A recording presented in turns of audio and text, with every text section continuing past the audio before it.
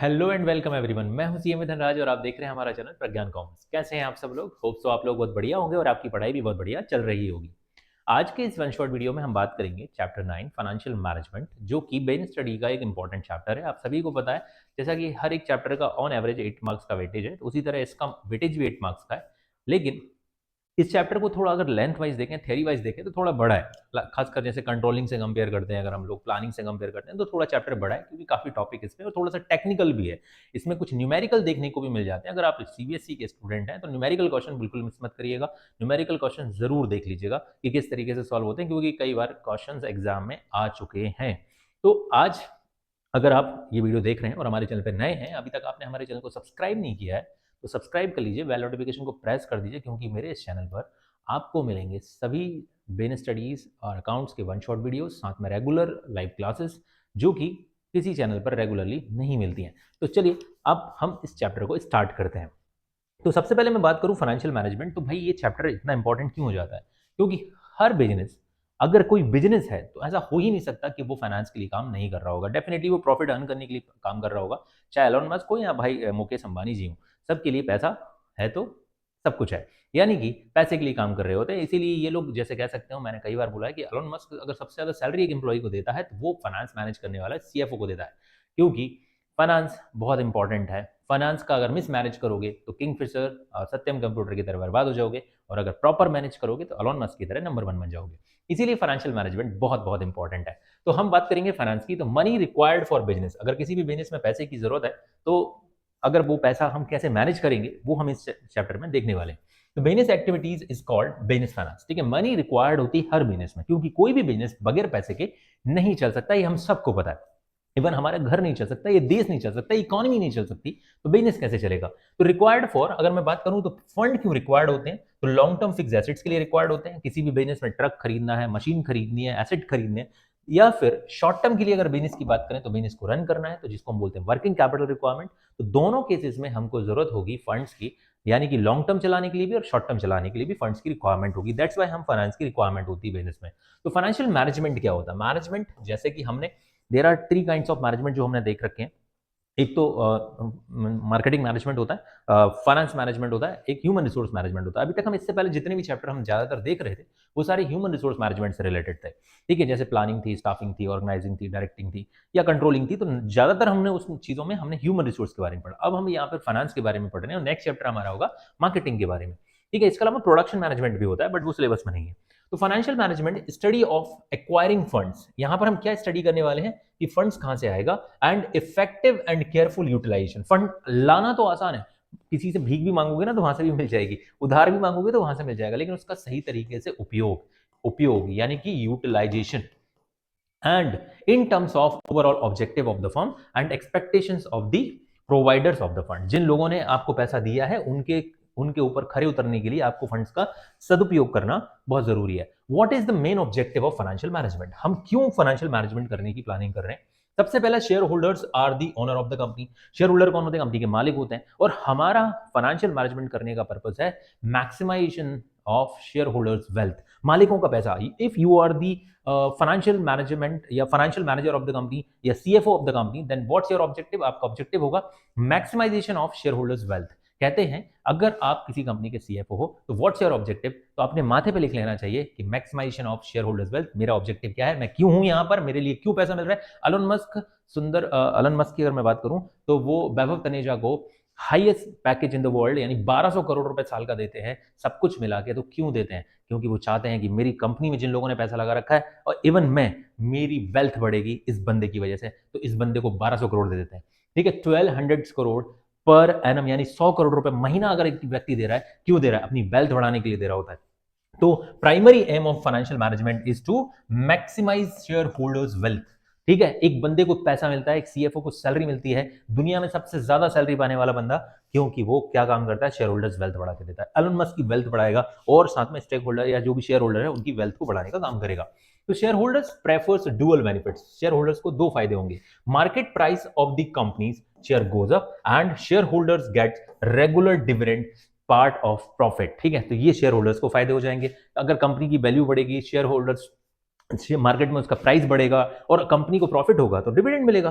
That's why possible by available of sufficient funds at reasonable cost whenever required, जब जरूरत पड़े तब। दूसरा, effective utilisation of funds to reduce wastage and safety of funds by creating the reserves, reinvestment of profit etcetera. ये सारे काम financial management में देखने को मिलेंगे। साउंड कैपिटल स्ट्रक्चर, ठीक है, that is balance and maintenance between the debt and equity. ऐसा नहीं कि पूरा का पूरा डेट ले लो, ऐसा नहीं पूरा का इक्विटी, कितना डेट कितना इक्विटी, कब डेट फायदेमंद होगा कब इक्विटी फायदेमंद होगी, ये सारी चीजें हम फाइनेंशियल मैनेजमेंट में डिस्कस करने वाले हैं। Size as well as the component composition of the fixed assets. अब कैसे डिसाइड होगा कि कितना वर्किंग कैपिटल के लिए, कितना फिक्स कैपिटल के लिए कितना पैसा रखना है। तो capital budgeting decisions involve large some of money invested in the fixed asset. सबसे ज्यादा पैसा एक इंसान का कहां पे लगता है? Fixed assets. मैंने जब ये स्टूडियो खोला, जब मैंने ये ऑनलाइन क्लास खोली, तो सबसे ज्यादा इसमें पैसा कहां लगा था? यही इंफ्रास्ट्रक्चर, या हम कह सकते हैं यही इक्विपमेंट्स में सबसे ज्यादा पैसा यही लगता है फिक्स्ड एसेट्स में। वर्किंग कैपिटल में क्या है भाई? इस स्टूडियो का रेंट है, इलेक्ट्रिसिटी का रेंट है, या स्टाफ का रेंट है, स्टाफ की सैलरी है। तो ये सारी चीजों के लिए कम पैसा लगता है। सबसे ज्यादा पैसा हमारा कहाँ ऑक्यूपाई होता है? फिक्स्ड एसेट्स में। तो ये कैपिटल बजटिंग डिसीजन कहलाते हैं। May reduce the return of investment if fixed assets are not used properly. और अगर हम लोगों ने प्रॉपर्ली फिक्स्ड एसेट्स का यूटिलाइजेशन नहीं किया तो हमारा रिटर्न कहीं ना कहीं डाउन हो जाएगा या कम हो जाएगा। Elements scope of the business finance, हम इसके बारे में पढ़ें।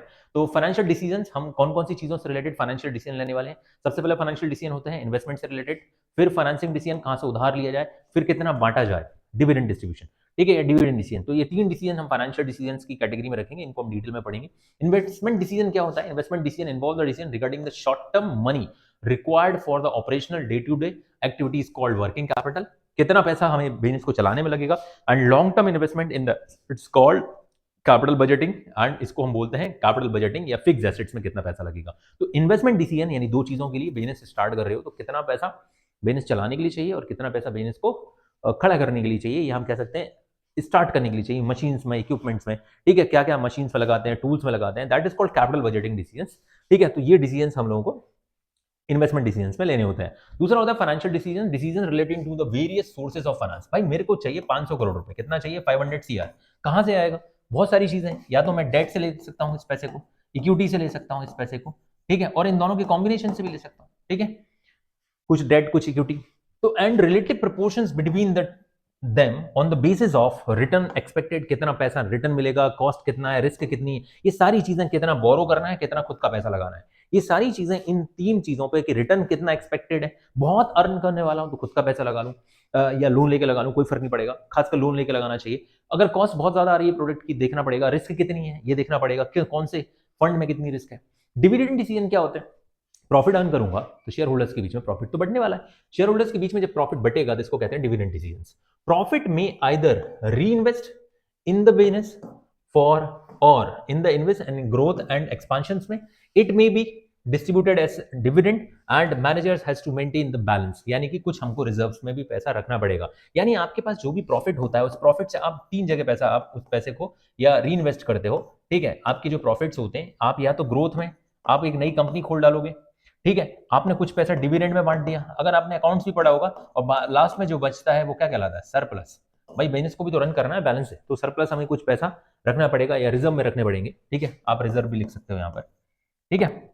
तो इस तरीके से हमने जैसे देखा था ना कि प्रॉफिट के तीन हिस्से होते हैं, ठीक है। आपने सबसे पहले तो आपने क्या कर दिया ठीक है, एक सेकंड, सबसे पहले आपने अगर कुछ ग्रोथ में पैसा लगा दिया, ठीक है, या फिर आपने कुछ पैसा आपने री इन्वेस्ट कर दिया या डिविडेंड में बांट दिया, ठीक है, तो कुछ पैसा डिविडेंड करना पड़ेगा और कुछ रिजर्व में। और एक और चीज मैं यहीं पे बता देता हूँ, चौथा आइटम अगर जो बच जाता है वो सरप्लस। अकाउंट्स में होता था ना surplus, profit after tax, PAT का ये ट्रीटमेंट होता था, वहां ग्रोथ नहीं पढ़ाई जाती, नॉर्मली डिविडेंड, रिजर्व्स और लास्ट में जो पैसा बचता है उसको सरप्लस कहते हैं। तो उससे हमारा बिजनेस चलता है। तो ये सारी चीजें डिविडेंड डिसीजन में ली जाती है कि कितना अमाउंट ऑफ प्रॉफिट मैं डिविडेंड के रूप में बांटूं, कि बिजनेस चलाने के लिए भी कुछ बचना चाहिए ना। 50 लाख का प्रॉफिट हुआ, डिविडेंड बांट दिए 49 लाख, अब क्या करोगे मेरे भाई? क्या 1 लाख से बिजनेस चलेगा? नहीं चलेगा ना। आपको क्या करना चाहिए? 50 लाख में से कुछ तो ऐसा जगह लगा दो 25 लाख दोबारा उनको उससे रिटर्न मिले। दूसरी चीज, अगर कुछ बांटना है तो 5-10 लाख रुपए बांट दो, बाकी बचा के रखो ना 15 लाख रुपए, 15 लाख रुपए में से बचा के रखो, ठीक है, इससे बिजनेस भी तो चलाना है। इन्वेस्टमेंट डिसीजंस क्या होते हैं? Decision relating to the total amount of funds. Investment decision को डिटेल में पढ़ेंगे। इन्वेस्टमेंट डिसीजन में बोला कि total amount of funds invested in the long term fixed assets and short term working capital includes, हमने कितना फर्नीचर में लगाना है, कितना रिसर्च एंड डेवलपमेंट में लगाना है, कितना टूल्स एंड इक्विपमेंट में लगाना है, कितना रिसीवेबल्स में यानी उधार बांटने में लगाना है, कितना इन्वेंटरी इन्वेस्टमेंट करना है, ये सारी चीजें कैपिटल और कैपिटल इन्वेस्टमेंट, और हम कह सकते हैं वर्किंग कैपिटल इन्वेस्टमेंट के बारे में हमको सोचना पड़ेगा कि कहाँ कहाँ पर कितना वर्किंग कैपिटल के लिए पैसा लगाया जाए और कितना कैपिटल बजटिंग में पैसा लगाया जाए लॉन्ग टर्म एसेट्स में। तो इन्वेस्टमेंट डिसीजन यानी कि कैपिटल बजटिंग, जिसको हम बोलते हैं फिक्स एसेट्स में पैसा लगाना, और वर्किंग कैपिटल आपको पता ही होगा, current assets minus current liability, कितना पैसा बिजनेस को चलाने के लिए रिक्वायर्ड होगा। ठीक है, वर्किंग कैपिटल का मतलब क्या होता है? Funds required to day operational activity like purchase of raw material, payment of wages, day to day expenses, इन सब में जो पैसा लगता है उसको हम वर्किंग कैपिटल रिक्वायरमेंट बोलते हैं। तो working capital major ingredients of working capital, cash management, receivable management and inventory management, इन तीन चीजों का मैनेजमेंट हमको मेनली इसमें देखना है।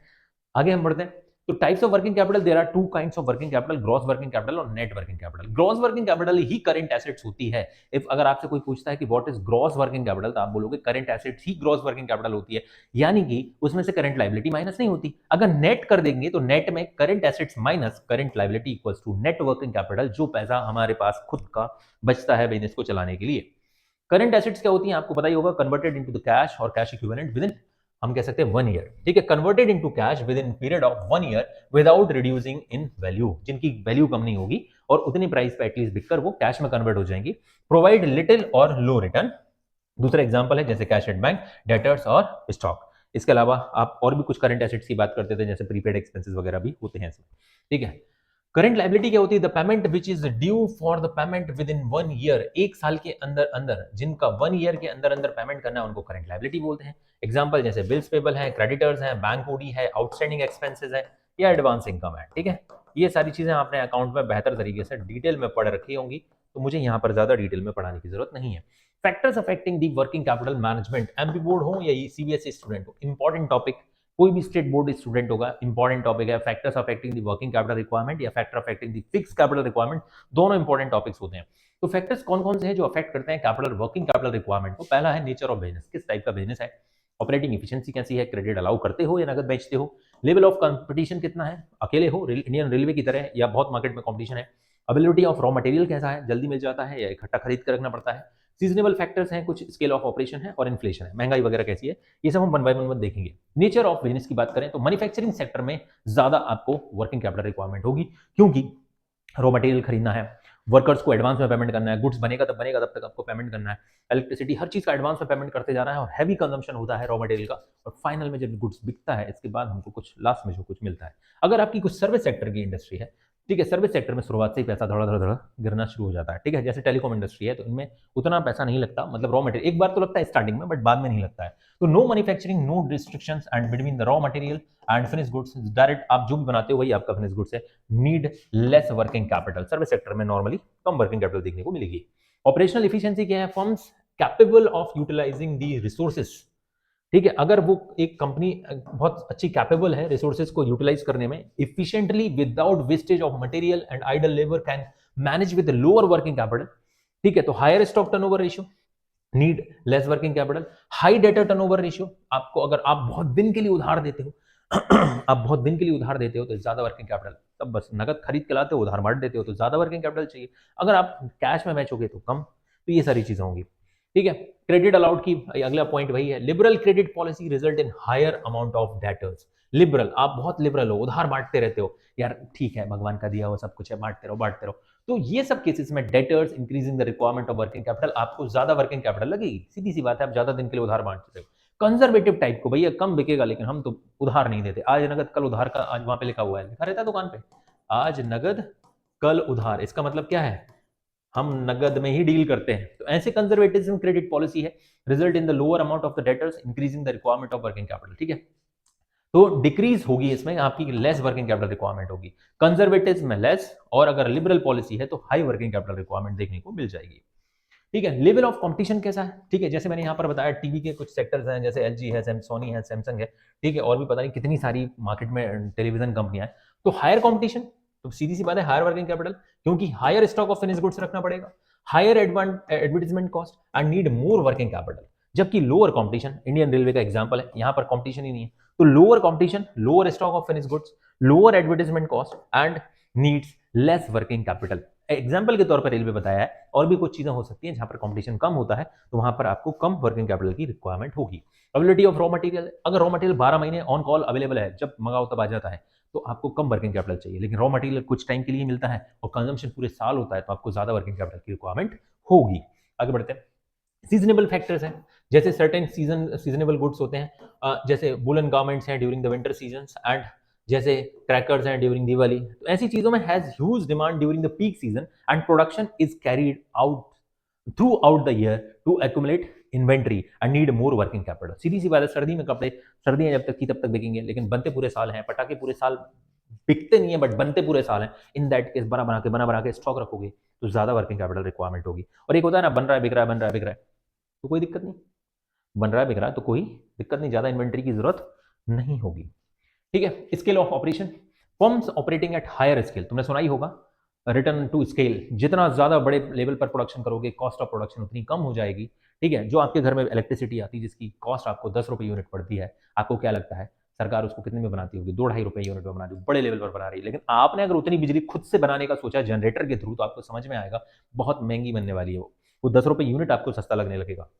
तो firms operating at higher scale required higher inventory and higher labor cost and higher amount of working capital। लेकिन जब बड़े लेवल पर प्रोडक्शन करोगे तो ज्यादा अमाउंट ऑफ वर्किंग कैपिटल भी तो चाहिए होगा आपको। बिल्कुल, कॉस्ट ऑफ प्रोडक्शन कम हो जाएगी बट वर्किंग कैपिटल बड़े लेवल पर ज्यादा चाहिए होगी। Firm operating lower scale required the lower inventory, जैसे लोकल पिज्जा सेलर हैं, इनको लोअर वर्किंग कैपिटल चाहिए। भैया अगर आप डोमिनोज वगैरह की बात करोगे, ठीक है, मैकडोनल्ड्स की बात करोगे, पिज्जा हट की बात करोगे, तो उन लोगों के लिए ज्यादा वर्किंग कैपिटल रिक्वायरमेंट होगी। ठीक है। इन्फ्लेशन की बात करें, महंगाई करें, तो high inflation leads to the high cost of the raw material and labour and the firm is not able to revise the selling price immediately. In that case आपको मोर वर्किंग कैपिटल चाहिए। बहुत तेजी से महंगाई बढ़ गई तो आपको ज्यादा वर्किंग कैपिटल की रिक्वायरमेंट होगी। कंपनी बिजनेस साइकिल कैसा है? In case of the boom, sale as well as the production are higher and higher amount of working capital is required, जबकि during depression sale as well as production will be low and the lower amount of working capital environment, ठीक है, required. क्योंकि company का business cycle ही ऐसा है, अगर आप boom time पे एंट्री ले रहे हो तो ज्यादा वर्किंग कैपिटल चाहिए, दुनिया भाग रही निकल रही है बात, तो कम में ही काम चल जाएगा। अवेलेबिलिटी ऑफ द क्रेडिट कैसी है? High credit from the supplier, अगर हमको उधार मिल जाता है, बहुत हद तक उधार मिल जाता है, तो लेस वर्किंग कैपिटल रिक्वायर्ड। लेकिन नगद मार्केट में नगद दान महाकल्याण चल रहा है, नगद दो और उधार ले सामान ले जाओ, तो भाई आपको ज्यादा वर्किंग कैपिटल रिक्वायर्ड होगी। और कम अगर इजीली क्रेडिट सप्लाई मिल जाती है, आपको उधार मिल जाता है, तो आपको लो वर्किंग कैपिटल रिक्वायरमेंट होगी। ठीक है। कैपिटल बजटिंग, अब इसमें आ जाते हैं फिक्स एसेट से रिलेटेड है। फिक्स एसेट से रिलेटेड है, refers to the investment in long term assets more than 1 year वाली जितनी भी फिक्स एसेट्स हैं अकाउंट्स में, जिनको आप नॉन करंट एसेट्स बोलते हो, ठीक है, affecting the growth profitability and risk of the business the long run and must be finance through the long term source of capital. ठीक है। Importance of the capital budgeting and why capital budgeting decisions is called risk decision. एक simple सी कहानी मैं आपको बता देता हूं, अगर कहानी या मेरी मतलब रियल लाइफ एक्सपीरियंस है, अगर आपने कोई चीज़ बगैर सोचे समझे खरीद ली है, और खासकर वो ऐसी चीज़ है जो फिक्स एसेट्स में आती है, सीधी सी बात है आपका पैसा बर्बाद जाने वाला है। ठीक है। अगर आप कहते हैं किसी एक महान आत्मा ने कहा था, आत्मा मतलब उस दुनिया में नहीं है, कि अगर आप गैर ज़रूरती चीज़ें खरीदते हो, अगर आप गैर ज़रूरती चीज़ें खरीदते हो, तो एक दिन आपको वो चीज़ बेचनी पड़ेगी जो आपके लिए बहुत ज़रूरत की होती है। इसीलिए कोई भी ऐसी चीज़ ना खरीदें जो ज़रूरत की नहीं है। कई बार हम ऐसी चीज़ें खरीदते हैं जब हमारे पास नया नया पैसा आता है जिसकी कोई रिक्वायरमेंट नहीं है, हमारी लाइफ में उससे कोई वैल्यू एडिशन नहीं होने वाला है, फिर भी हम खरीदते हैं और फिर एक दिन उन्हीं चीज़ों को बेचते हैं बहुत औने पौने दाम पर। इसीलिए जो ज़रूरत का है वही खरीदो। इसीलिए कहा जाता है कि ये रिस्की डिसीजंस होते हैं। अगर आपने कोई भी ऐसी चीज़ खरीद ली जिसका आपको यूज़ बहुत कम है, ना के बराबर है, तो आप पछताने वाले हो। ठीक है। और अभी हम इस चीज़ को देखेंगे आगे इसी टॉपिक में। देखो, importance of capital budgeting, funds involve are large, बहुत बड़ा अमाउंट इन्वॉल्व होता है। पहला, इरिवर्सिबल, अगर आप कोई चीज़ खरीद के ले आए, सपोज करो बहुत शौक में आप कोई आपने महंगा मोबाइल खरीद लिया और अब आपको घर आके लग रहा है कि यार मेरे को तो इसकी यूटिलिटी है नहीं, मैं इसको बेच देता हूँ। अब आप बेचोगे ना तो उस रेट पे नहीं बिकेगा जिस रेट पे अभी आप 1 घंटे पहले खरीद के लाए हो, इसीलिए इरिवर्सिबल होता है। दूसरा, return comes in longer time, ठीक है, महंगी चीज़ों से रिटर्न बहुत टाइम बाद आते हैं, धीरे धीरे रिटर्न आते हैं, तुरंत नहीं मिलने वाले, इसीलिए रिस्की डिसीजन कहा जाता है। दूसरा, effects on long term growth, ये हमारी लॉन्ग टर्म ग्रोथ पर भी इफेक्ट डालता है। अगर आपने बहुत सारी चीज़ें खरीद ली जिनकी रिक्वायरमेंट नहीं थी, तो ये आपकी लॉन्ग टर्म ग्रोथ को एडवर्सली इफेक्ट करेगा। तो funds involve large amount of funds acquire, जैसे मशीनरी हो गई, टेक्नोलॉजी हो गई, टूल्स एंड व्हीकल्स। दूसरी चीज, in irreversible decisions once taken are not reversible without incurring heavy loss. आप 1 लाख रुपए का महंगा फोन खरीद के ले आए और अभी आपने एक दिन बाद बेचोगे, 95,000 से कम में ज़्यादा में नहीं जाएगा, शायद 5,000 का लॉस हो गया और 2 4 10 दिन 1 महीने रख लिया तो मे बी 80,000 में बेचना पड़ेगा, 20,000 का नुकसान हो गया भाई। रिटर्न कैलकुलेट करके दोगे।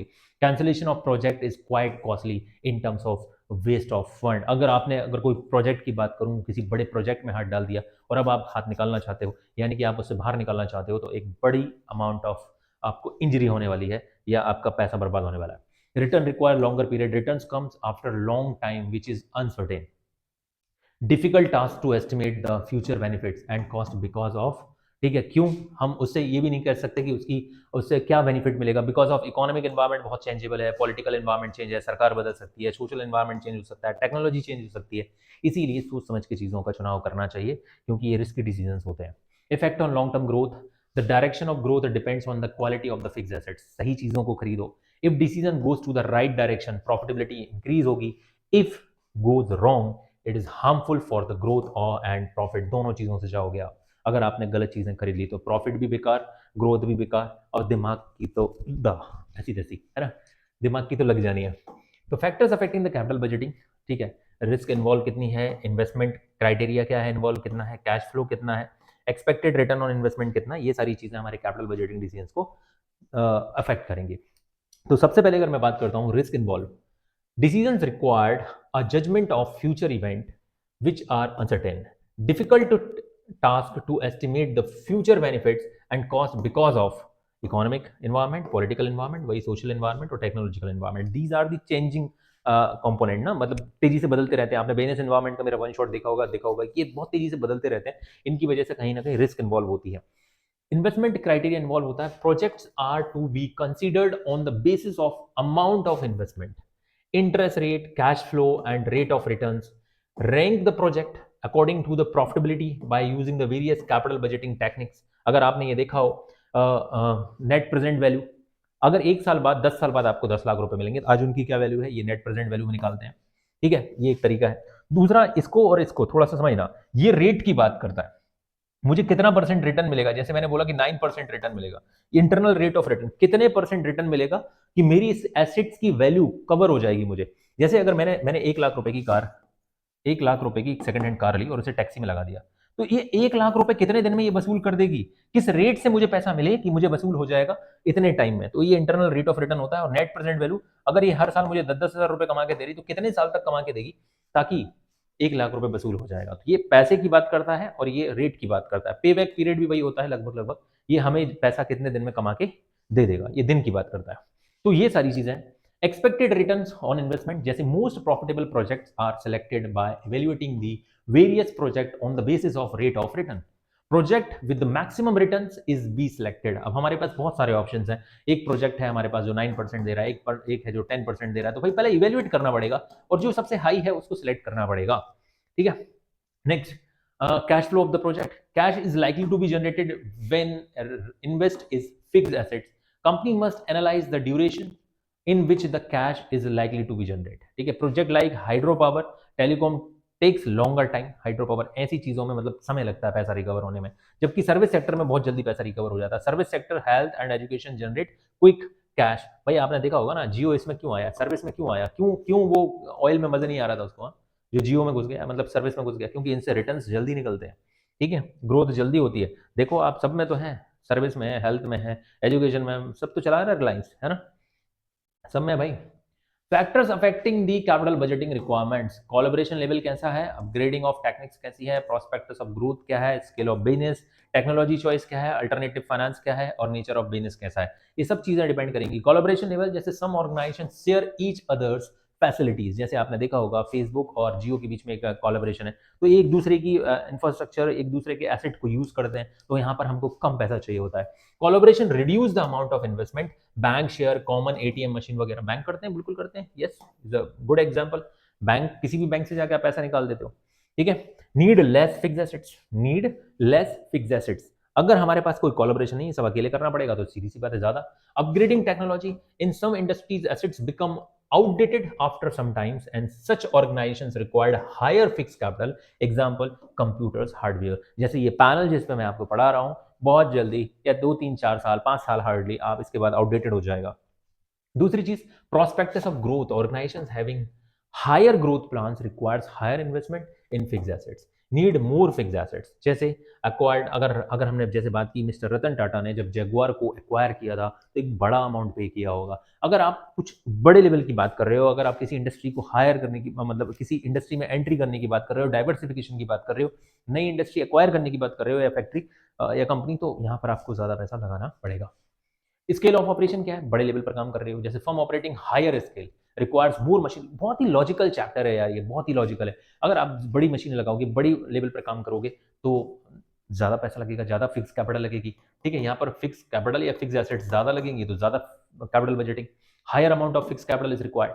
Firms operate lower scale required the few equipments, machinery, plant etcetera, lower amount of fix capital is required. दूसरी चीज, टेक्नोलॉजी की चॉइस कैसी है, एकदम अप टू डेट टेक्नोलॉजी पे जाओगे आप, तो आपने देखा होगा ना, जैसे कंप्यूटर में चढ़ता है जेन 14, पता नहीं कौन कौन से चल रहा है, जेन अभी जैसे i9 आ गया है प्रोसेसर में। ठीक है, तो आप अपडेटेड चीजें लोगे। Capital intensive organisations requires higher investment, plant and machineries, relies less on manual labour and higher amount of fix capital is required. Labour intensive techniques अगर आप यूज करते हो, आप मैनुअली काम करवाना चाहते हो, तो वहां पर आपको कम फिक्स कैपिटल रिक्वायर्ड होगी। अल्टरनेटिव फाइनेंस भी देखना पड़ेगा। Companies getting alternative of fixed assets does not require the invest in the certain assets like machinery and building. Example, ability of the leasing rental facility अगर मिल जाए। अगर मैं शहर में रहता हूँ, कोई बंदा, जैसे मैंने कई बार आपको बोला कि अगर आप शहर में रहते हो और आपको महीने या 2 महीने में एक बार कार की जरूरत पड़ती है, आपको कार खरीदना बहुत गलत डिसीजन होगा मिडिल क्लास के लिए। ठीक है, जबकि मिडिल क्लास आजकल कारों पे सबसे ज्यादा टूट पड़ रहा है। ठीक है, अपनी हालत खराब पड़ी हुई है और वो कार खरीदे जा रहा है। अरे भाई, आप शहर में रहते हो जहां पर आप एक कॉल करोगे, घर से बाहर नहीं निकल पाओगे, टैक्सी खड़ी मिलेगी, ऐसी जगह पर आपको ऊपर से चलाने का भी झंझट नहीं, पार्किंग का भी झंझट नहीं, तो आपको नहीं खरीदनी चाहिए कार। लेकिन अगर आपका डेली यूज है, बहुत ज़्यादा आप यूज़ करते हो, तो कार खरीदनी चाहिए। ठीक है, तो ये सारी चीज़ें हैं। तो जहाँ पे लीज में मिल जाए कोई चीज़, रेंटल फैसिलिटी हो, वहाँ पर आपको वो चीज़ खरीदनी नहीं चाहिए। और खासकर डेप्रिशिएबल एसेट्स बिल्कुल नहीं खरीदनी चाहिए। Required less fund is and in fix assets. इसीलिए तुमने बड़ी बड़ी कंपनीज को देखा होगा, बैंकों को देखा होगा, पैसे की कमी होती है क्या, फिर भी वो रेंट की बिल्डिंग्स में अपने बिजनेस को चला रहे होते हैं। क्योंकि उन्हें पता है यार, बनाने में टाइम लगेगा, फिर उसका डेप्रिसिएशन, मेंटेनेंस, इससे अच्छा 20 साल यहाँ लगाएंगे, जब ये खराब हो जाएगी बिल्डिंग, छोड़ के दूसरी बिल्डिंग में शिफ्ट हो जाएंगे। है ना, है कि नहीं। अच्छा, नेचर ऑफ बिजनेस की बात करें तो मैन्युफैक्चरिंग सेक्टर में ज्यादा कैपिटल रिक्वायर्ड होती है, जबकि इसमें कम होती है। तो आप सिंपली जानते ही होंगे, सर्विस सेक्टर में कम रिक्वायर्ड होती है एसेट्स। फाइनेंसिंग डिसीजन, अब हम इन्वेस्टमेंट डिसीजन हमारा कंप्लीट होता है, अब हम बात करेंगे फाइनेंसिंग डिसीजन की। फाइनेंसिंग डिसीजन भाई, पैसा। ठीक है, पैसा कहाँ से आएगा, तो पैसा जैसे मैंने कहा कि दो जगह से लेकर आ सकते हो आप, एक तो लोन के फॉर्म में और एक इक्विटी के फॉर्म में, यानी कि आप खुद का। एक तो आपका ओन फंड हो सकता है, आपने 11th में पढ़ा होगा, और बोरोड फंड। तो वो दोनों ही चीजें पढ़ने वाले हैं। Decision relating to the various sources of finance, सबसे पहला बोरोड फंड कितना होगा, हमने उधार कितना लिया, और खुद का पैसा कितना लगाया, and relative proportions between them on the basis of return expected, cost कितनी, रिस्क एसोसिएटेड। ये तीनों चीजें हम पहले भी पढ़ चुके हैं।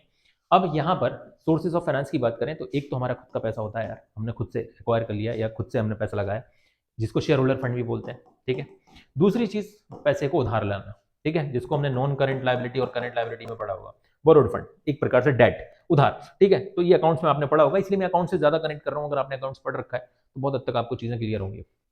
इक्विटी की बात करें, डिफरेंस है यहाँ पर इक्विटी और डेट में। तो types of capital, part of the on fund capital, जिसमें इक्विटी शेयर कैपिटल और प्रेफरेंस शेयर कैपिटल आपने पढ़ रखी है। Part of loan capital, borrowed fund. Return, इस पर डिविडेंड डिपेंड्स ऑन प्रॉफिट, जबकि interest is fix irrespective of profit. Profit हो ना हो, आपको इंटरेस्ट देना पड़ेगा। वोटिंग राइट्स, नॉर्मली इक्विटी के वोटिंग राइट्स होते हैं, इनको कोई वोटिंग राइट्स नहीं मिलते। रिडम्पशन की बात करें तो ये रिडीम नहीं होती during the life time of the company, जबकि ये रिडीम हो जाते हैं after a certain period. Cost की बात करें तो इसमें कॉस्ट डिविडेंड होता है, इसमें कॉस्ट इंटरेस्ट होता है। ये आपको डिफरेंस बेसिक है। ये अगर आपने मेरा डिवेंचर और इक्विटी का अकाउंटिंग फॉर शेयर कैपिटल का चैप्टर देखा होगा, तो वहां पे भी ये डिफरेंस देखने को मिल जाता है। Capital structure refers to the mix of, capital structure refers to the mix of different sources of long term funds such as equity share, preference shares, owner fund की कैपिटल में आते हैं। Long term loans, debenture, borrowed fund की capital meaning में आते हैं। Capital structure को कई बार हम इस तरीके से भी दिखाते हैं, डेट अपॉन इक्विटी या debt upon equity plus debt. ठीक है, अगर आपको इसमें कैपिटल स्ट्रक्चर दोनों तरीके से दिखाया जाता है, जैसे मेरे पास 70 रुपए का डेट है और 30 रुपए की इक्विटी है। दूसरी चीज, 70 रुपए का डेट है टोटल, ये कैपिटल एम्प्लॉयड, इन दोनों से मिलकर क्या बनती है, कैपिटल एम्प्लॉयड। 100 रुपए में से 70 रुपए का डेट है, तो इस तरीके से भी कैपिटल स्ट्रक्चर को दिखाया जाता है। दोनों तरीके मार्केट में चलते हैं, डेट अपॉन इक्विटी भी चलता है, debt upon equity plus debt भी चलता है, that is called debt upon capital employed, इसको कैपिटल एम्प्लॉयड भी बोलते हैं। ठीक, financial risk, this is my one shot video, आपको ये पहले से पता है। तो थोड़ा सा हमारा फर्स्ट और कॉन्सेप्चुअल चीज़ों पर हम ज़्यादा जा रहे हैं rather than explanation. So financial risk की मैं बात करूं तो the risk of default on the payment of debt. आपको पता होगा अगर आपने इंटरेस्ट का पेमेंट नहीं किया, अगर बैंक के इंटरेस्ट प्लस ईएमआई का पेमेंट नहीं किया, EMI is the combination of principal plus interest, तो सामने वाला आके खड़ा हो जाएगा बैंक वाला कि मुझे पैसा दो नहीं तो लगाऊं ताला। ठीक है आ जाएगा बैंक वाला, लगाऊं ताला। ठीक है, तो higher use of debt increase the financial risk of business. अगर आप बहुत ज्यादा डेट का यूज करते हो तो फाइनेंशियल रिस्क में फंस सकते हो आप कभी भी। ठीक है, आपकी ईएमआई बाउंस होगी और आपको कहीं ना कहीं इसके हैवी चार्जेस पे करने पड़ेंगे, और अगर आप पे नहीं कर पाए तो बिजनेस को शट डाउन करना पड़ सकता है। Debt is burden. आप सभी को पता है कि डेट तो बर्डन होता है भाई, डेट क्योंकि इंटरेस्ट के फॉर्म में पैसा जा रहा होता है, लेकिन फिर भी बड़ी बड़ी कंपनियां सक्सेसफुल बिजनेसेस डेट के थ्रू ही बिजनेस स्टार्ट करते हैं। उसका रीजन हम इस टॉपिक में पढ़ने वाले हैं। Interest paid is a legal obligation. Interest paid क्या है? Is a legal obligation even if the company is not in profit. ठीक है, interest paid is a legal obligation even if the company is not in profit. आपको पता ही होगा interest पे करना ही पड़ता है। ठीक है, घर का ईएमआई भरना ही पड़ता है चाहे पापा को सैलरी मिले या ना मिले। ठीक है, debentures are to be redeemed after a specified period. Outflow of cash, एक लॉन्ग टर्म के बाद, माना कि अभी इंटरेस्ट पे कर रहे हो और एक टाइम के बाद आपको प्रिंसिपल भी जमा करना पड़ेगा, तो ये भी आपके लिए एक प्रकार का बर्डन है। When debt is burden, why company raise the debt? जब बर्डन है, लोन लेना जब बर्डन है तो फिर भी कंपनियां क्यों भर भर के लोन लेती हैं? जियो ने खुद अपना बिजनेस लोन लेकर स्टार्ट किया था। क्यों? इसके पीछे सबसे बड़ा नतीजा होता है जब तुम्हें पता है कि मैं बहुत अच्छी अर्निंग करने वाला हूं तो हमेशा लोन लेकर बिजनेस करना चाहिए। जब आपको बहुत आप श्योर हो, यानी कि मुकेश अंबानी को सल्यूट, उसको पहले से श्योर था कि भाई मेरे को प्रॉफिट होगा मेरे को, मैं ऑलरेडी वो कुआ खोद के पानी पी चुका था उस चीज से। ठीक है, मतलब इस छोटे भाई के बिजनेस से ही सीख लिया जो भी है, बस उसे पता था छोटे भाई क्या गलती कर रहा है वो मेरे को नहीं करनी है, तो फिर भी उसने लोन लिया क्योंकि लोन से फायदा होने वाला था। Why debt is a capital structure, cheaper source of finance होता है। एक तो interest paid is a tax deductible होता है, आपने पढ़ा होगा प्रॉफिट एंड लॉस अकाउंट में, आपने देखा होगा टू इंटरेस्ट ऑन लोन, आपने यहां पर लिखा था ना इंटरेस्ट ऑन लोन। अगर प्रॉफिट एंड लॉस अकाउंट बनाया होगा या profit and loss appropriation account partnership में, तो प्रॉफिट एंड लॉस अकाउंट में जरूर सीखा होगा आपने interest on loan P and L account में डेबिट हो जाता है। इससे हमारा जो प्रॉफिट बिफोर टैक्स आता है वो खुद रिड्यूस हो जाएगा, तो डेफिनेटली हमारा टैक्स भी रिड्यूस कर देगा। Do not leads to control dilution. Control dilution का मतलब क्या होता है? अगर हमने किसी से लोन लिया है तो वो आके ये तो नहीं बोल सकता ना बिजनेस को ऐसे चलाओ वैसे चलाओ। अरे भाई तू अपना देखना, तेरे को ब्याज मिल जाएगा टाइम पे। ओके, आपको ब्याज मिल जाएगा टाइम पे, बस अपना ब्याज से मतलब रखो, ईएमआई से मतलब रखो, इधर आके होशियारी दिखाने की जरूरत नहीं है। लेकिन अगर तुमने किसी को पार्टनर बना लिया, ठीक है, तुम अकेले थे, तुमने कहा यार पैसा चाहिए तो तुमने एक पार्टनर बना लिया, अब ये तुम्हारा कंट्रोल डाइल्यूट हो गया। कैसे? ये अब ये तुमसे बोलेगा ऐसा नहीं, ऐसे करेंगे तो करना पड़ेगा, I am also a partner, तो फिर यहां पर डाइल्यूट हो जाता है। इसीलिए जब आप लोन लेते हो तो आपका कंट्रोल डाइल्यूट नहीं होता, इंटरेस्ट से आपको प्रॉफिट कम हो जाता है या कहीं ना कहीं टैक्स डिडक्शन डिडक्टेबल होता है। And debentures holder do not have voting rights, तो ये कभी आपको सुझाव और ना ही आपके मैनेजमेंट में आके आपको डिस्टर्ब करने वाले हैं। तो दैट्स वाई लोगों को डेट लेने में फायदा होता है। आज भी देखो ना, मुकेश अंबानी ने जियो में, मुकेश अंबानी भाई ने जियो में अभी भी 32% के आसपास, ठीक है, 33 नहीं किया भाई ने, सोच समझ, 32% की इक्विटी का प्राइवेट प्लेसमेंट कर रखा है, मतलब कुछ चुनिंदा लोगों को दे रखी है। क्यों नहीं दे रखी है? क्योंकि अभी भी टू थर्ड मेजोरिटी का बंदा अकेला होल्ड करता है। उसे पता है इससे मैं बहुत सारा कमा लूंगा, मैं इससे मतलब पूरा का पूरा कंट्रोल मेरे हाथ में है। इसीलिए उसने ये ऐसा कर रखा है, क्योंकि अगर उसने 2/3 से ज्यादा इक्विटी सेल कर दी तो फिर वो मैनेजमेंट डाइल्यूट हो जाता है या कंट्रोल कहीं ना कहीं दूसरों के हाथ में चला जाएगा। दूसरा प्रॉब्लम, जैसे how are the share holders of the company likely to gain with the debt components in the capital employed, explain with the help of an example, and what do you mean by the trading on equity? trading on equity का मतलब कई लोग ये समझते हैं कि higher equity, याद रखना हायर इक्विटी इसका मतलब बिल्कुल भी नहीं होता है। अगर आप ये समझ रहे हो आप खुद का पैसा कम लगाते हो उसको बोलते हैं ट्रेडिंग ऑन इक्विटी। यानी कि अगर हमने बहुत सारा पैसा लोन पे लेकर लगा लिया तो जो कुछ प्रॉफिट बचेगा वो मेरे, अगर अकेला मैं हूं और मैंने अपने बिजनेस में बहुत सारा पैसा लोन लेके लगाया, अब लोन पर इंटरेस्ट सब चुका दिया, जो कुछ है वो मेरा है ना, इसी को बोलते हैं higher on trading on equity. लोग उल्टा समझ लेते हैं ट्रेडिंग ऑन इक्विटी का मतलब होता होगा खुद का पैसा लगाना। मैक्सिमम स्टूडेंट से पूछो तो लॉजिक नहीं लगा पाएंगे, तो वहां पर यही आंसर होगा कि ट्रेडिंग ऑन इक्विटी का मतलब है खुद के पैसे से बिजनेस। ना ना ना, ट्रेडिंग ऑन इक्विटी यानी कि financial leverage refers to the increase in the profit, हमें प्रॉफिट बढ़ाना है, of the equity shareholders due to the presence of the debt. जैसे मैंने कहा मेरे पास किसी बिजनेस में 5 लाख रुपए की रिक्वायरमेंट थी, 2.5 लाख रुपए लेकर बिजनेस करूं तब भी प्रॉफिट 50,000 होगा, समझना थोड़ी देर के लिए। अब 50,000 प्रॉफिट हुआ, अब 50,000 में 2 लोग थे, 25-25 बटा, लेकिन मैं क्या करता, ये 2.5 लाख रुपए का लोन ले लेता, और लोन पे अगर मैं सपोज करो कि मैं अगर थोड़ा सा ब्याज भी भर देता 5-10%, अब 5-10% ब्याज भर देता, और इसके बाद अगर मेरा प्रॉफिट अगर 35,000 का भी होता और मैं अकेला होता, तो मेरा प्रॉफिट कितना आता? 35,000 ना।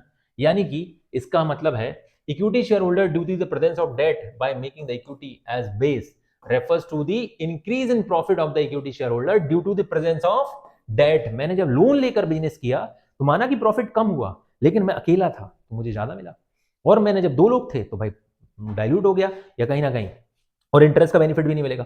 आगे पढ़ेंगे हम इसको। It is possible when the return on capital employed, अगर आपका रिटर्न ऑन कैपिटल एम्प्लॉयड या रिटर्न ऑन इन्वेस्टमेंट जिसको आपने अकाउंट्स में पढ़ा था, अगर ये ज्यादा है किससे? रेट ऑफ, ठीक है, return on rate of interest से, रेट ऑफ इंटरेस्ट से। जैसे सपोज करो मैं 20% कमा लूंगा और इंटरेस्ट जाएगा मात्र 10%, तो मुझे क्या करना चाहिए? डेट भर भर के ले लेना चाहिए, कोई दिक्कत नहीं, डेट को मैं बोलूंगा। लेकिन अगर अपोजिट है, रिटर्न ऑन इन्वेस्टमेंट से ज्यादा है रेट ऑफ इंटरेस्ट, ठीक है, क्या? रेट ऑफ इंटरेस्ट, तो भैया मुझे यहां पर इक्विटी से पैसा लगाना चाहिए। The earning are stable and the regular to pay the interest on debt and sufficient fixed assets to mortgage. ठीक है, आपके पास ये होगा तो आप याद रखना, ये वाली कंडीशन है तो आप डेट से पैसा खूब ले सकते हो। एग्जांपल, जैसे टोटल फंड हमको चाहिए, यहां पर एक एग्जांपल है 30 लाख, इंटरेस्ट रेट कितना है? 10% है, टैक्स का रेट 30% है, earning before interest and tax 6 lakh रुपए है। ठीक है, आपको ये दे दिया है। अब आपको सिचुएशन बता दी है कि डेट पहले केस में आपको नील रखना है, दूसरे केस में 10 लाख, तीसरे केस में 20 लाख। ये आपका एक प्रॉब्लम है। अब देखना, मैंने इसको सॉल्यूशन में ऑलरेडी रख रखा है। आपका प्रॉफिट तो मैंने यहीं पर आपको कैलकुलेट करके बता दिया, 6 लाख। सब में क्या है आपका? ये profit before interest and tax है। अब सबसे पहले आपने पीबीटी या इसको प्रॉफिट बिफोर इंटरेस्ट टैक्स को, इसको ईबीआईटी भी बोलते हैं, earning before interest and tax. आपने सबसे पहले इंटरेस्ट माइनस किया। पहले केस में तो आपका लोन ही नहीं था तो नील इंटरेस्ट, दूसरे केस में 1 लाख, तीसरे केस में 2 लाख। ये प्रॉफिट आफ्टर इंटरेस्ट कितना बचेगा? 6 लाख, 5 लाख। अब आपको लग रहा होगा हाँ सर, ज्यादा लोन लिया तो प्रॉफिट कम हुआ, ज्यादा लोन लिया तो प्रॉफिट कम हुआ। देखते जाओ बेटा, अब टैक्स दो 30%, सब में टैक्स दे दिया, 180, 150, 120। ठीक है, अब प्रॉफिट आफ्टर टैक्स कितना आ गया? 420, 350। अभी भी आपको लग रहा होगा हम ही सही है। देखते जाओ, number of equity share holder, number of equity share holder, क्योंकि जब आपने ज्यादा लोन लिया होगा, जब ज्यादा लोन लिया होगा तो इक्विटी शेयर होल्डर कम होंगे। इसमें और थोड़े बढ़ गए, थोड़ा कम लोन लिया, यहां पर आपने लोन ही नहीं लिया तो आपके शेयर होल्डर और ज्यादा बढ़ जाएंगे। अब आप इसको डिवाइड करो, profit before tax, profit after tax divided by number of equity share holder. ठीक है, इक्विटी शेयर होल्डर्स, आपने जब इससे डिवाइड किया तो ये आता है ईपीएस। ईपीएस का फॉर्मूला भी अगर आपको ना पता हो तो यहाँ पे लिखा हुआ है net profit after tax divided by number of equity share. अब आप देखो ईपीएस ज्यादा कहां पर है? ईपीएस थर्ड केस में, जब आपने डेट ज्यादा ले रखा है, बिकॉज यहां पर आपको टैक्स की वजह से बेनिफिट मिलता है। नंबर ऑफ शेयर होल्डर कम होते हैं तो आपको ज्यादा पैसा मिलता है। ओवरऑल प्रॉफिट कम होता है लेकिन नंबर ऑफ पर शेयर अर्निंग ज्यादा होती है। यहां पर आपको समझ में आ रहा होगा कि 30 लाख पे ये कैसा हो रहा है। देखो सिंपली देखो, 30 लाख का, एक सेकेंड, 30 लाख का आपने क्वेश्चन देखा था यहाँ पर, 30 लाख पर आप प्रॉफिट 6 लाख कमा रहे हो, तो 6 lakh into 100 divided by 30 lakh, कितना रिटर्न है? 20%। और रेट ऑफ इंटरेस्ट कितना है? 10। तो सीधी आंख बंद करके बोल सकते थे कि सर खूब भर भर के डेट लो, क्योंकि यहां पर हमको साफ दिख रहा है कि return on investment 20% and rate of interest 10%, तो डेट लेने में फायदा है। जियो ने भी कुछ ऐसा ही किया होगा। ठीक है, ओके, आगे बढ़ते हैं। Factors affecting the choice of capital structure, कौन से फैक्टर्स हैं जो आपको अफेक्ट करते हैं कि कौन सा फंड यूज करना है? ठीक है, फ्लोटिंग कॉस्ट, पैसा उठाने की कॉस्ट क्या आएगी, इंटरेस्ट कवरेज रेशियो क्या है, ठीक है, risk interest coverage ratio accounts में पड़ा होगा, profit before interest tax and dividend upon interest on long term bond, interest on long term borrowing पढ़ा था कि नहीं पढ़ा है तो अच्छी बात है, नहीं तो कमेंट बॉक्स में कमेंट करना। रिस्क कंसिडरेशन, ठीक है, stock market conditions, tax rate कैसा है, कॉस्ट ऑफ डेट कितनी है, रिटर्न ऑन इन्वेस्टमेंट वगैरह वगैरह, ये सारी चीजों को हम देखते हैं। फ्लोटेशन कॉस्ट को द कॉस्ट ऑफ इनकर when the company makes a new issue of either stock और डिवेंचर, जब पैसा उठाने की जो कॉस्ट आती है ना उसको बोलते हैं फ्लोटेशन कॉस्ट। इक्विटी मार्केट में जाओगे तो कंपनी को लिस्ट कराओ, ये करो वो करो। Cost of printing of certificates, paying the underwriters, government fees etcetera. ठीक है, issue of equity share involve high cost, और डेट में क्या होता है?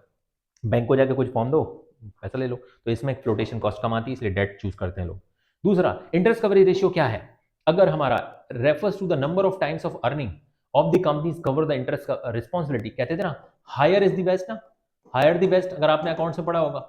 ये जितना ज्यादा होगा, अगर मेरा 50 लाख का profit before tax, interest and tax, और 5 लाख का इंटरेस्ट है, ये 10 टाइम्स आ रहा है, इन दैट केस मुझे क्या करना चाहिए? डेट ले लेना चाहिए। The higher the ratio, higher the debt can be raise. Interest coverage ratio, ये रहा formula, profit before interest and tax, ठीक है, upon interest on long term borrowings, ठीक है। ये अगर ज्यादा होगा तो आपको किस पे जाना चाहिए, किस पे जाना चाहिए आपको इस पे जाना चाहिए, आपको लोन पे जाना चाहिए। रिस्क कंसिडरेशन कैसा है, debt increase the financial risk to the meet the fixed interest payment and repayment obligation. If business risk is lower, its capacity to use debt is higher and vice versa. अगर आपकी capacity, आपकी risk is higher है, मतलब आपको interest ज्यादा देना पड़ सकता है, तो फिर भैया डेट कम लेना है ना, उधार कम लेना। स्टॉक मार्केट कंडीशंस कैसी है, अगर स्टॉक मार्केट कंडीशन बूम पे चल रही है, मार्केट में जो भी आईपीओ आ रहा है सब ओवर मतलब कह सकते हैं ना, ओवर सब्सक्राइब हो रहा है, इन दैट केस आप इक्विटी लेकर आओ। लेकिन अगर कोई नहीं आना चाहता मार्केट में, एकदम बिल्कुल ठंडा है मार्केट, कोई भी कंपनी आती है तो ओवर सब्सक्राइब तो छोड़ो, मिनिमम सब्सक्रिप्शन नहीं हो पा रहा है, तो फिर भाई आपको डेट से जाना चाहिए। During depression earnings are low and investors are cautions to do not wants to take risk and they are prefer investment in debt as the risk is less।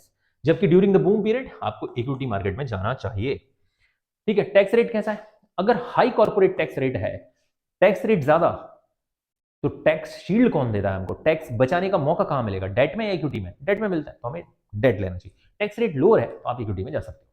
High corporate tax rate force to the companies to raise the funds through the debt. India में 35% tax है, इसलिए लोग debt लेते हैं, and debt is expenditure, that's why वो profit and loss में debit हो जाता है, taxable profit would be low. And cost of debt is the fixed interest charge. If the rate of interest on debt is higher, debt can be avoided and equity can be raise और vice versa. अगर आपका cost of date कम है, भाई date ही 15% की rate पे मिल रहा है, private bank का जैसे लूटती है, ठीक है, तो मत लो। लेकिन अगर 7-8% पे लोन मिल रहा है, लोन लो, पहले नंबर पे लोन लो भाई, है ना, कोई दिक्कत नहीं, बट चुका देना टाइम पे, है ना, नहीं तो आएगा बैंक लगा देगा ताला। Other companies capital structure, debt equity ratios, capital structure or other companies in the same industry may be used if that company is doing good in that sector, ठीक है। अदर कंपनीज का भी return on investment, return on investment अगर higher है तो भैया date पे चले जाना, अगर लोअर है तो किस पे जाना, can use the trading on equity and increase the EPS and must, ठीक है, इशू डेट, ठीक है। अगर रिटर्न ऑन इन्वेस्टमेंट हायर है, अगर लोअर है तो फिर किस पे चले जाना, इक्विटी पे जाना, ठीक है, clear. Factors affecting the financing decisions, cash flow position कैसी है, higher fix operating cost, other flotation cost, issue of cost, issue cost कितनी है, control consideration, extent of risk, state of capital market, ये सब बड़े डिटेल में follow, maximum चीजें तो यहाँ कॉमन भी आने वाली है। कैश फ्लो पोजीशन कैसी है, अगर कंपनी स्टेबल सेल्स है एंड इनफ्लो है of cash, it can raise debt, तो भैया डेट रेज करो जी भर के, क्योंकि आपके पास रेगुलर इनकम, कभी भी उठा के आप इंटरेस्ट पे कर पाओगे इजिली। अगर उल्टा है तो याद रखना, उल्टा है तो इक्विटी पे शिफ्ट हो जाएंगे हम, जब जब हम डेट की बात कर रहे हैं तब तब सब कुछ फेवरेबल है, अच्छा चलेगा बिजनेस तो debt. Higher fix operating cost, cost of the debt is fix interest charge, if rate of interest on debt is higher, debt can be avoided. अगर इंटरेस्ट का रेट ज्यादा है तो डेट को क्या कर लो, कम कर लो, and equity can be raise, और इक्विटी को बढ़ा दो, ठीक है। अदर फ्लोटेशन कॉस्ट क्या है, the cost incurred when the company makes a new issue of either stock और debenture, cost of printing the certificate, ये मैं पहले ही पढ़ा चुका हूं। Issue of equity involve flotation cost higher, तो देख लो भैया फ्लोटेशन कॉस्ट से बचना है तो डेट ले लो, और डेट में क्योंकि लोअर कॉस्ट आती है तो आप डेट चूज करोगे, ठीक है। इसके अलावा एक्सटेंट ऑफ कंट्रोल कितना है, अब आप अपना कंट्रोल नहीं खोने देना चाहता, ये भी इंपॉर्टेंट चीज है। डेट अगर ऋण मतलब लोन लेते हो किसी से तो आपका कंट्रोल नहीं जा रहा है, कंट्रोल नहीं जा रहा है मतलब कंट्रोल आपके हाथों में है, मतलब सीधी सी बात है, आप, मैं अकेला मालिक हूं और मैंने लोन लेकर बिजनेस स्टार्ट किया तो मेरा कंट्रोल किसी के हाथ में नहीं है। लेकिन अगर मैंने 2-4 मालिक जोड़ लिए तो अब कंट्रोल डाइल्यूट हो जाएगा, तो ये भी देखना पड़ेगा आपको कि कंपनी वांट्स रिटेन कंट्रोल, अगर कंट्रोल अपने पास रख रही है तो डेट लेना चाहिए। Equity may reduce the management holding and the company and may cause issue debt, ठीक है। जैसे आपको पता होगा अगर आपने ज्यादा इक्विटी ली तो टेक ओवर थ्रेट्स रहता है आपको, यह डर बना रहता है कि यार कहीं ऐसा ना हो हमारी कंपनी हमारे हाथ से चली जाए, ठीक है। दूसरी चीज है extent of risk, debt increase the financial risk, financial risk में आपको पढ़ा चुका हूं, ठीक है। फाइनेंशियल रिस्क यानी कि अगर प्रॉफिट नहीं हुआ तो हमारी कंपनी कोलैप्स हो जाएगी। Meet the fix interest payment and repayment obligations, if business risk is lower, it capacity to use debt is higher and vice versa opposite, अगर भाई उसकी रिस्क कैपेसिटी हाई है तो फिर भाई इक्विटी पे जाओ, ठीक है। State of capital market already समझा चुका हूं मैं, ये भी वही पॉइंट है। डिविडेंड डिसीजन इंपॉर्टेंट पार्ट, कि कब हम शेयर होल्डर्स को डिविडेंड बांट दें। डिविडेंड एक फाइनेंशियल कॉस्ट, ठीक है, होती है जो कि हमारी प्रॉफिट का part, profit portion of the profit which is distributed to the share holder is known as dividend, ठीक है। इसको हिंदी में बोलते हैं लाभांश, लाभांश, ठीक है, लाभांश हिंदी में लाभ को बोलते हैं प्रॉफिट, ठीक है, लाभ का अंश इसको हिंदी में लिखते हैं लाभ का अंश। और अब जरा इसको इंग्लिश में कन्वर्ट करोगे तो क्या हो जाएगा, part of profit, part of profit या पोर्शन ऑफ प्रॉफिट। कितना अच्छा है, संधि विच्छेद करके उसको इंग्लिश को हिंदी कर दो, ठीक है। Part of profit is equal to dividend, ठीक है।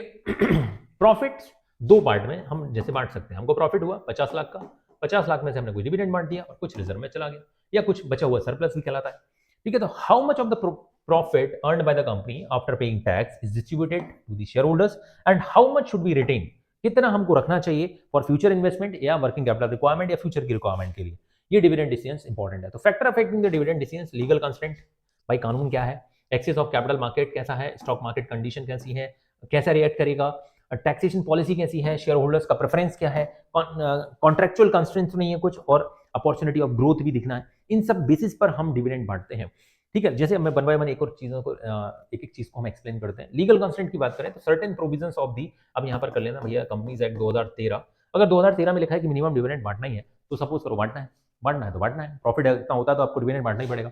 सेबी की कुछ गाइडलाइन है, स्टॉक एक्सचेंज की कोई गाइडलाइन है on giving dividend, these must be consider while declaring the dividend. अगर इन्होंने कुछ गाइडलाइन या कुछ रूल बना रखे हैं तो उनको ध्यान में रखना पड़ेगा। According to the legal constraint आपको डिविडेंड बांटना पड़ेगा। Access to the capital market, availability of borrow, well established and large firms have better access to the capital market, can pay higher dividend. New and small companies find difficult to borrow funds from the external source and may pay less dividend, ठीक है। Next है हमारा stock market reaction कैसा है। कई बार ऐसा होता है ना कि मार्केट में खबर आई कि भैया डिविडेंड डिस्ट्रीब्यूट होगा तो उस कंपनी के शेयर प्राइस बढ़ जाते हैं, और खबर आई कि डिविडेंड डिस्ट्रीब्यूट नहीं होगा तो शेयर प्राइस घट जाएगी। तो आपको इन चीज़ों का भी ध्यान में रखना है कि कहीं ऐसा ना हो कि हम डिविडेंड बांटने की वजह से नुकसान हो या ना बांटने की। तो declaration of dividend is a good news, आप सभी को पता होगा, अच्छी न्यूज मानी जाती है। And stock price react positively, पहले प्राइस अप होते हैं और में नेगेटिवली रिस्पॉन्ड भी कर सकते हैं। अगर कोई ऐसा बंदा है जो नहीं चाहता कि डिविडेंड बटे और वही सबसे बड़ा स्टेक होल्डर है तो नेगेटिवली भी रिस्पॉन्ड कर सकता है। May be consider while paying the dividend, तो आपको डिविडेंड पे करने से पहले इन सारी चीजों को ध्यान में रखना पड़ेगा। Market up, down and sideways तीन तरीके से जा सकता है, ठीक है, वन वे भी जा सकता है। Consolidate taxation policy, taxation policy क्या है, if tax on dividend is higher would be better to pay less dividend. हमारे इंडिया में वैसे पहले टैक्सेबल नहीं था लेकिन अब हो गया, तो आपको अब कम डिविडेंड बांटो भाई, ग्रोथ में लगाओ पैसा। शेयर होल्डर प्रेफरेंस क्या है, large investors share holders wants to growth in the companies may not prefer dividend. जो बड़े शेयर होल्डर्स होते हैं, इससे वॉरेन बफेट कभी नहीं जाएगा कि कंपनी ज्यादा डिविडेंड बांटे, क्योंकि उसे पता है ग्रोथ इज इंपॉर्टेंट। लेकिन जो छोटा इन्वेस्टर होता है ना, जिसके पास बेचारा नया नया पैसा आया है, ठीक है, अभी 1000 रुपए उसने मतलब शेयर मार्केट में लगाया, वो क्या चाहता है 100 रुपए का डिविडेंड मिले, मैं सबको बताऊंगा 10% का रिटर्न कमाया है। अरे भाई तो जो छोटा जो तो उनके लिए small investor share holders may prefers regular dividend as a regular income from their investment. खासकर जो रिटायर्ड लोग होते हैं या नया नया जो पैसा आता है तो वो चाहते हैं कि रिटर्न मिलता रहे रेगुलर। कॉन्ट्रेक्चुअल कंस्टेंट कैसा है, while giving the loans to the company the lender may impose. कई बार हम जब कंपनी लोन लेती है या लोन देती है एक कंपनी दूसरी कंपनी को, तो वो कुछ रोक लगा देती है, देखो जब तक तुम हमारा पैसा नहीं लौटा देते डिविडेंड 1 रुपए मत बांट देना। तो ये चीजें भी देखनी पड़ेंगी हमको।